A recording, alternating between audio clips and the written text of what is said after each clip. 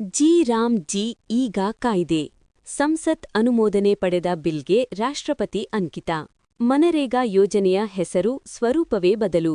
ನವದೆಹಲಿ ವಿಪಕ್ಷಗಳ ಭಾರೀ ವಿರೋಧದ ನಡುವೆಯೂ ಉಭಯ ಸದನಗಳಲ್ಲಿ ಅಂಗೀಕರಿಸಲಾಗಿದ್ದ ರೋಜ್ಗಾರ್ ಮತ್ತು ಆಜೀವಿಕಾ ಮಿಷನ್ಗಾಗಿ ವಿಕಸಿತ ಭಾರತ ಗ್ಯಾರಂಟಿ ಗ್ರಾಮೀಣ ವಿಬಿ ಜಿ-ರಾಮ್ ಜಿ ಮಸೂದೆಗೆ ಭಾನುವಾರ ರಾಷ್ಟ್ರಪತಿ ದ್ರೌಪದಿ ಮುರ್ಮು ಅವರ ಒಪ್ಪಿಗೆ ದೊರೆತಿದೆ.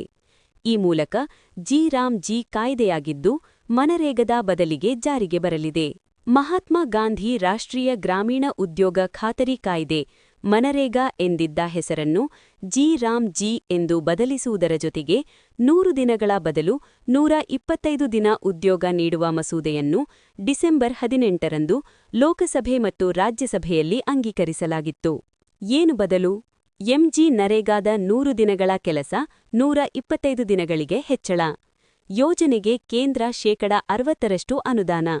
ರಾಜ್ಯ ಮತ್ತು ಕೇಂದ್ರಾಡಳಿತ ಪ್ರದೇಶದಿಂದ ಶೇಕಡ 40 ಅನುದಾನ.